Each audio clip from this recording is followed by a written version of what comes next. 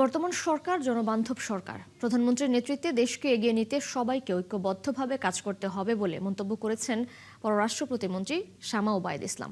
শনিবার বিকেলে শহরের থানা মোড়ে নাগরিক কমিটির আলোচনা ও বর্ষপূর্তি উপলক্ষে আলোচনা সভায় যোগ দিয়ে তিনি এসব কথা বলেন।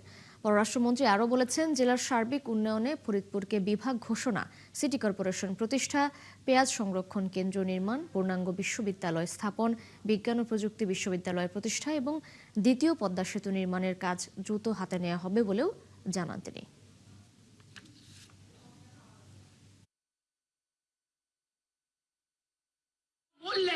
আমাদের মাদক বিরোধী সমাজ গড়ে তুলতে হবে, মাদক মুক্ত সমাজ গড়ে তুলতে হবে।